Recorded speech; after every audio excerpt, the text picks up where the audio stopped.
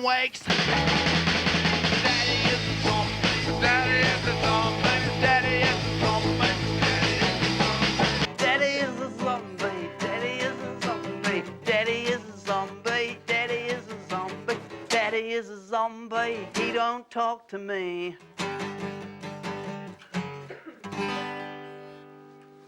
So,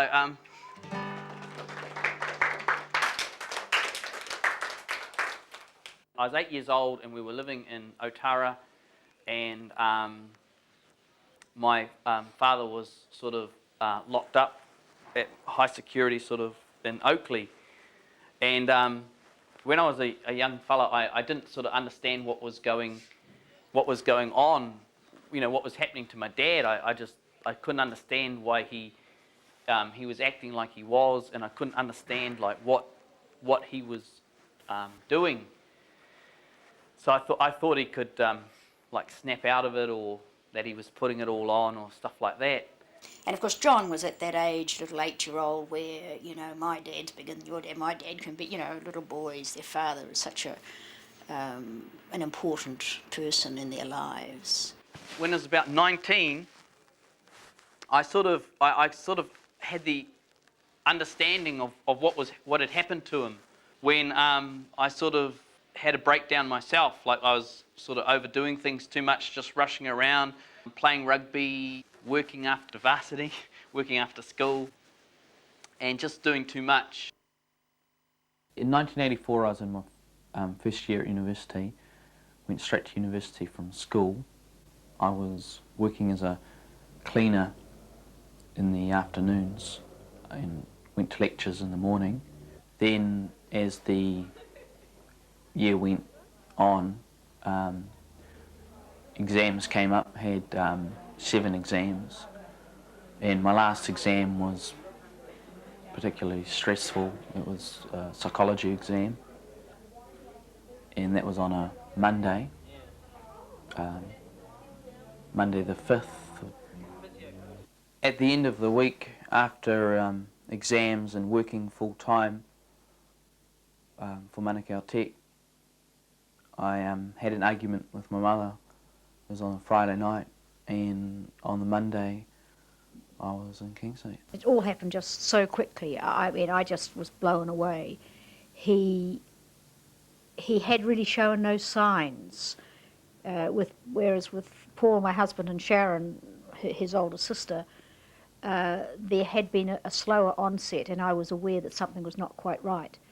But John just, boom, it was just one almighty bang. Have any of you heard of Kingseat Hospital? Or it's way out in the Wop-Wops, right?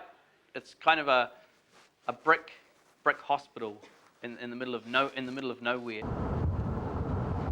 I had this big argument with my mum on the Friday, and I couldn't sleep that night, and then I couldn't sleep the night after, and then couldn't sleep the night after that, and after about 3 nights without sleep, I was starting to misperceive reality. So I was starting to get a bit delusional, and I couldn't understand what was going on, and so I was getting quite high, and I was the world just seemed to be speeding up. Everything seemed to be getting faster, and I was quite manic. I met this guy called Jesus. They thought he was the savior. They pumped him full of medication, and he died of kidney failure.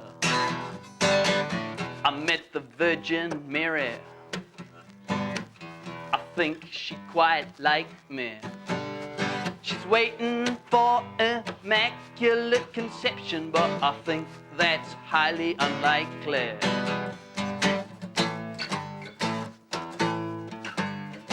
Ooh, all those crazy people.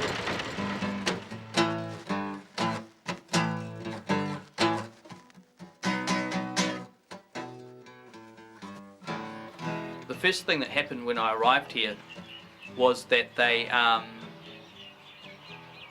actually asked me to put some pajamas on And then the next thing that they did is that I realised that there was an old man was having a delusion, and he said to me, "You're an old grey horse. You're an old grey horse." I went to turn to him and I said, "Yes, I am." And the nurses grabbed me and said, "Don't speak to the other patients." And that's when they put an injection in me, and then they took me to the side room, the lockup, where I was unconscious for a couple of days, and they actually were quite relieved that I came to, because I was only 8.5 stone, and they put an injection in me that was probably big enough to kill a horse anyway. I think for a guy that had just finished his first year at university, and then to have the treatment of being manhandled and having an injection stuck in you, and then taken off to a padded cell, it's sort of it wasn't really warranted, or didn't really seem to make much sense in the context. And that's just how they treated that was just the normal way of treating new patients. It scars you. It's for some people it scars them for life. No bird in a cage can use its wings. No man behind bars has a reason to sing. The chains have changed, but the song's the same. So why don't you let me out? Or why don't you let me out? I was sort of wandering around one day, and I came across this place, and there was people in nappies rolling around on the asphalt. It was absolutely terrified me, I suppose. I thought, well, you know, if I've got mental illness, is this what's going to happen to me? And I think they were, some of them were intellectually handicapped, or failed like frontal lobotomy patients. They're people who are very harmless, but they just sort of lock them in cages. And they also used to take their teeth out. So they used to take their teeth out so they wouldn't bite. I never really left. I left and I kept coming back. But I must admit I was very grateful to the social worker who put a lot of time and effort into finding me a placement in the community. And that's when I went to a Ponsonby boarding house, Baptist Mental Health. I lived in a house in Ponsonby, close to the bus, on a dead-end street. Kind of place you go when you got nothing left to lose. You wouldn't want to live there if you could choose. Ooh, can't wake up in the morning, medicated memories, sedated days. Life hasn't always been this way, and it's no wonder. You know it's no wonder. You know it's no wonder. You really got nothing else. Life turned inside out. You've got those boarding house blues. I wrote a lot of songs in this room, upstairs in this room. Wrote a lot of songs, and downstairs just used to have all my music. I think ending up in a place like this is just absolutely like devastating. You never think that you'd ever end up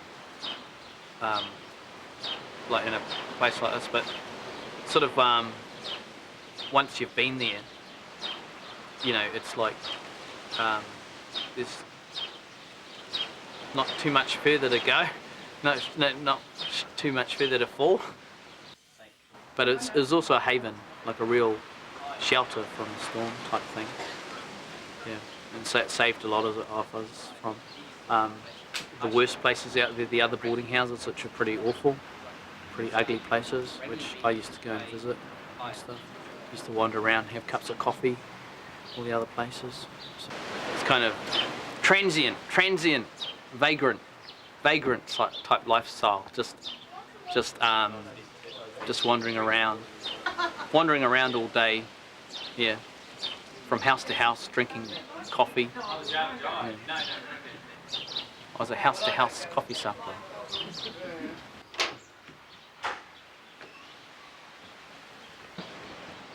One thing I suppose that I found it is that not everyone found it that easy to like live with a mental illness, and there was like a variety of people who sort of lived here who decided to sort of end their own life rather than sort of live with the diagnosis or the label that they've been given, or just the way life was. So, and even in the psych community, there was like lots of different like suicides and deaths of different sorts of different people.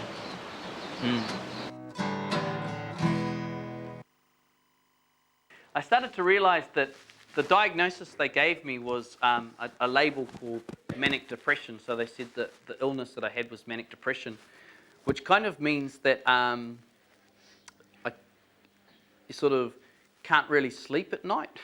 It's kind of a bit like insomnia. You go days and days and days without sleep, and you can get quite high, and some people can get very depressed, and that's why it's called like manic depression.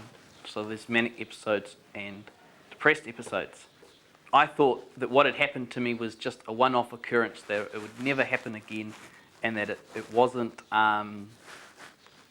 it was something that I could just walk away from.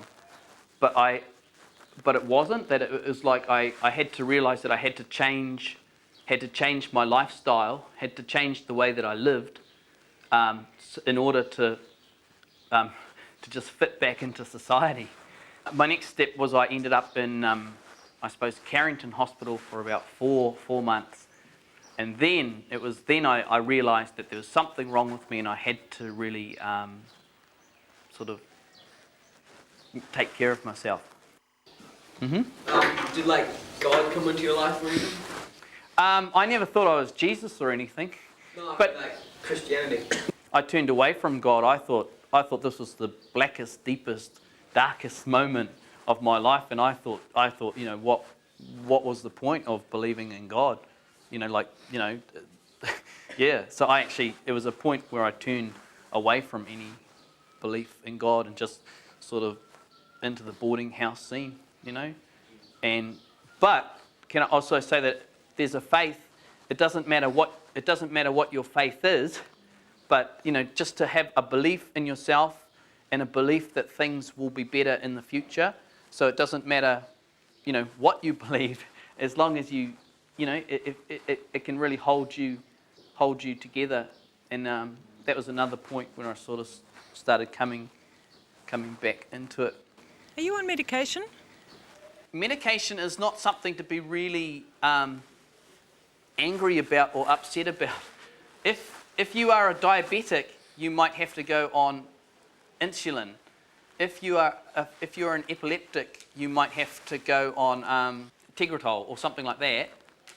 And so if you're manic depressive, you know, you might have to go on lithium. And the thing is about medication is that it allows me to just go out there and have fun, but still not go over the edge, and not go days and days without sleep and not lose it. So that's kind of there's a positive side to it. It's my safety catch. It's my safety valve. So I was on a lot of medication, like doped up to my eyeballs, and I used to go to this place called Industrial Therapy. At Industrial Therapy, there's a whole lot of people, all doped up to their eyeballs, and we used to do stuff like packing sponges into plastic bags.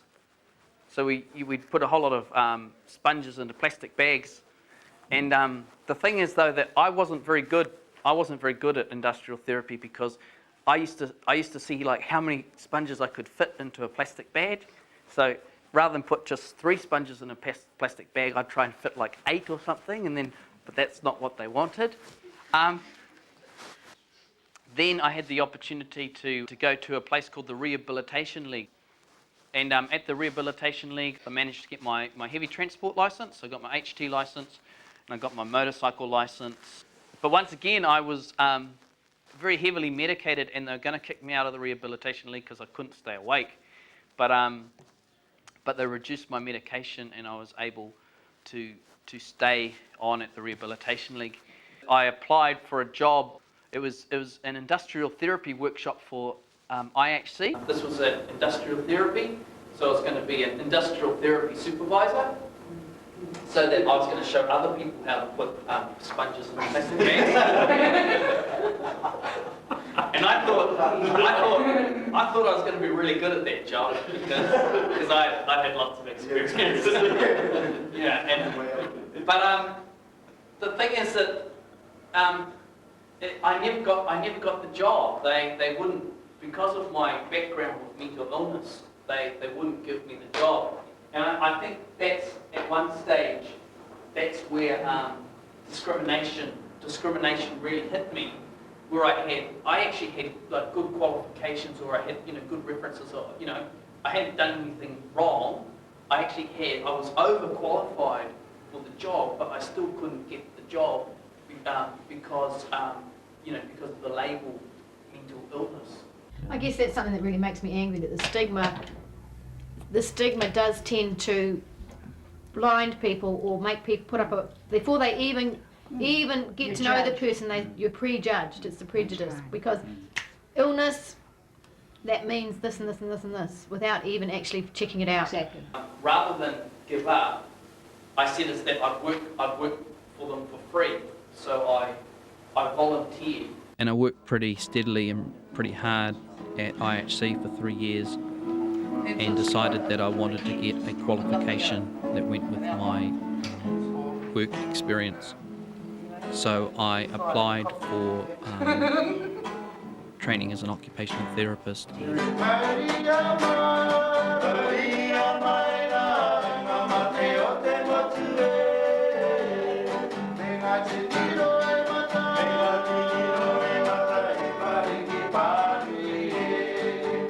The way that I express my anger is through my music, so I write really angry songs or sad songs. But that's the way that I let out my feelings. One of the most important things in my recovery was my music, and my music was a chance to really express myself. It was a chance to let out all the anger and the feelings of what I'd been experiencing, and it just gave me something to do, and I spent a lot of time doing music. She had clip and they had this old split ends one, that old as brass. Oh yeah. They had that clip on it. Well, that was this one. Good. Yeah, bro. This is it. Quality toast, mate. That's what you can expect to have at Wal's house. Why do you think I come, Wal? It's not for the music. That's right, mate. It's not for the music.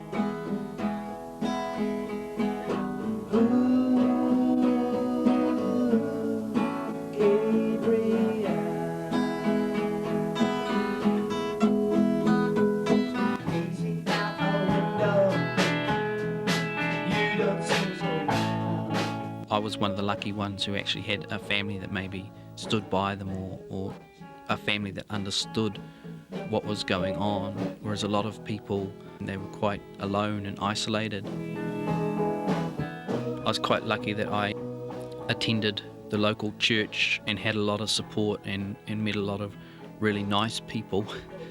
Once you've been labelled with a mental illness, it's like it affects your self-esteem, it affects the way that you perceive yourself, and it also affects the way other people perceive you. A job gave me back some of my self-respect, and it also gave me an income. I could go back into the community. I cashed in my life assurance policy and started work on my album. The audio engineer that I was working with, we got on really well and decided to build a recording studio. No reason why but a cry for help. Gabriel, doesn't matter what you did, it's all over now.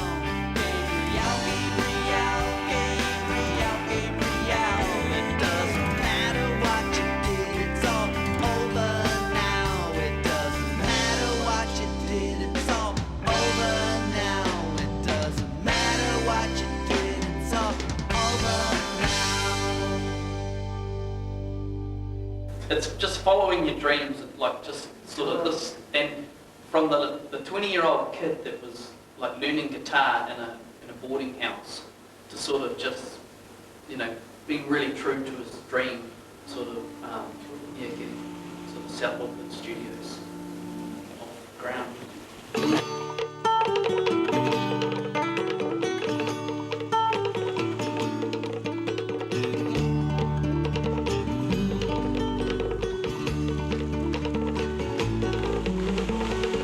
Grass mats, happy children, dented from little islands with promises of wealth and security. Palungi money in a factory. So you know when I step down off that plane, I wanted to get right back on again. I was scared, being rejected, didn't know how to get accepted.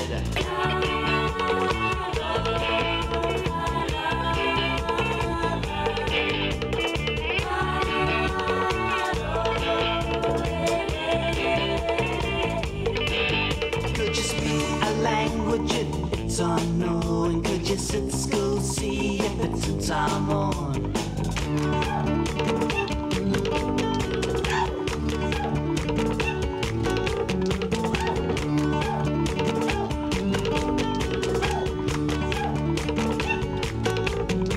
Deported in the 60s as cheap labor, deported in the 70s and overstayer.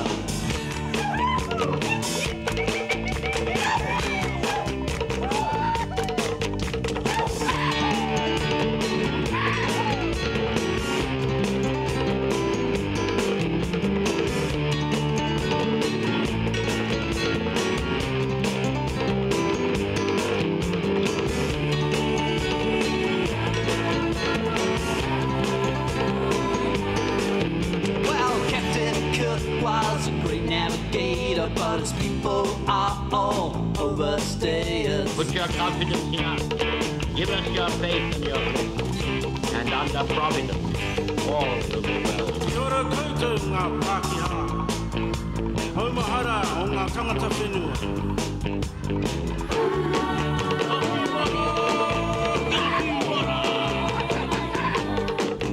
Well, colonization of New Zealand's a failure, so why don't we all just go to Australia?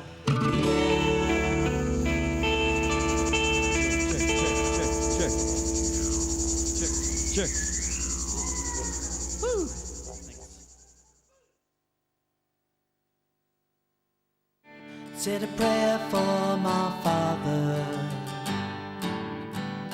before he fell asleep. I think about your life now, all that came to be. Yes, I think about your life now, that it's complete. I never knew how hard you had tried, but I could not see.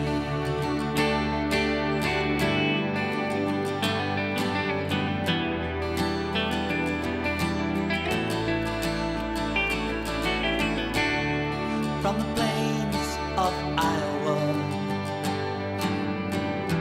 catching catfish in the creek, in a drifting tide of cornfields, stretched out far as I can see.